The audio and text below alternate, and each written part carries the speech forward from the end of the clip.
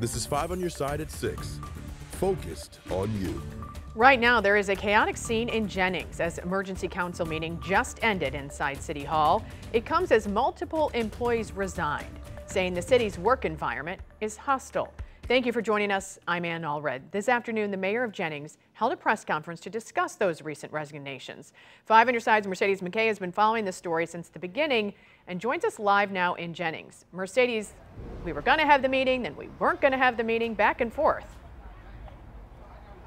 And it's a pretty chaotic scene here. You described it perfectly. Now, the public portion of the meeting just ended. They're now having a closed session right now to discuss all of those personnel issues. Now, the mayor was not at that meeting. He told us earlier he wasn't going to recognize it. He was inside his office with the door shut. The portion of the public meeting I did see was very chaotic, pretty messy. Council members yelling at other council members, residents yelling at city leaders, one council member even describing what was happening as a circus. Now let's go back and see where this all began. Thank you for taking the time to hear the truth. In a room full of supporters, I am going to make this city great again. Jennings Mayor Gary Johnson addressed the resignations and allegations taking over City Hall, claiming the employees that stepped away were fired first. To increase efficiency and transparency at City Hall, I initiated determinations. Accepting the resignations on Friday, the mayor claimed one of the employees that resigned, the city clerk, held multiple positions. Having these persons fulfill such crucial roles represented a conflict of interest and a blatant disregard of checks and balances in the great city of Jennings. 5 on your side sat down with the mayor after the press conference, asking about the allegations against him that he created a, quote, hostile and unethical work environment. One of the people that complained interviewed for a position to move up. So if it's a hostile environment, why are you trying to move up to a more permanent position?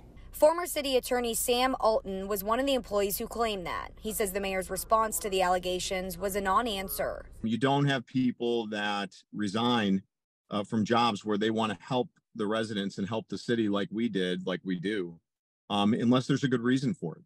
Alton also says the mayor did not fire him before he resigned, adding that the meeting that was held on August 9th to fire Alton violated several sunshine laws. The vote was illegal per the statute and ineffective.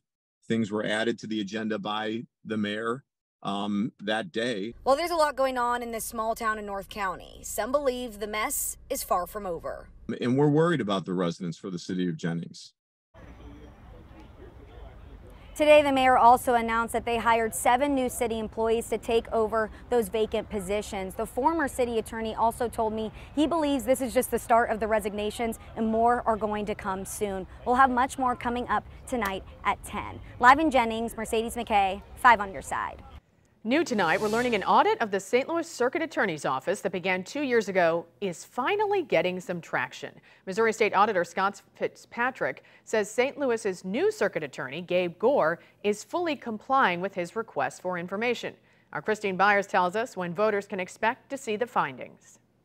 The St. Louis Board of Aldermen requested a citywide audit in 2018. All of the audits are now done except the Circuit Attorney's Office. And it has just been delay after delay after delay under former Circuit Attorney Kim Gardner. Missouri Auditor Scott Fitzpatrick says Gardner's administration hired private attorneys to fight his office's requests for documents. For every hour we waste arguing with the outside lawyers that Kim Gardner had hired about what documents to produce for us, that is money that is getting billed to the city, and the city taxpayers are footing that bill. Fitzpatrick says his office upped the ante and started filing subpoenas for records and documents.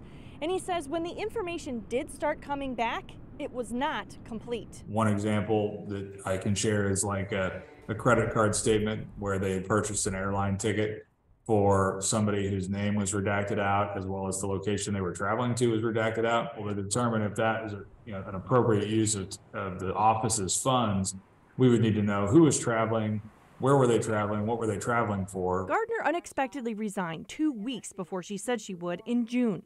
Fitzpatrick says he was going to go to court to force her to fully comply with subpoenas that day. She knew that was the deadline and ended up resigning on that day, so we didn't end up going to court to enforce the subpoena. Now he says the governor's appointee to replace Gardner, Gabe Gore, is fully cooperating. And so that's just the dynamic shift in terms of, the productivity of the audit and, the amount of information we're able to access to help get to the bottom of what was going on in the circuit attorney's office and why it was being so poorly managed.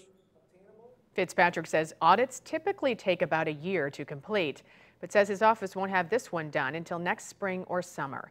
To learn more about Fitzpatrick's review, read Christine's story under the As Seen on TV section of KSDK.com. We have had some lovely weather this week here at home, but the summer is not over yet. We are expecting another heat advisory, but over in Peevely, hundreds of people are enjoying the weather and the fair, and that's where we find our Chief Meteorologist, Scott Connell, live tonight. Scott.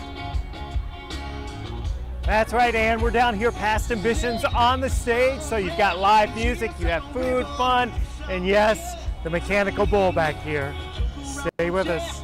Got about 12 minutes or so, and then we're going to get a shot. We'll see what happens. All right, weather-wise, really couldn't ask for better weather today, and it's going to continue into tomorrow, but then after that, the heat is on.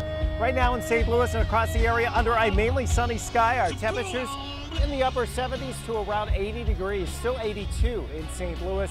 What a great evening it is. Low humidity still continuing across the area, and it'll stay comfortable into tomorrow. Now, yes, it gets around 90 tomorrow for the high, and the humidity starts to come up, but it's really Sunday when we build that heat and humidity across the area. The excessive heat watch in effect Sunday into Wednesday, and that includes the majority of the 5 on your side area.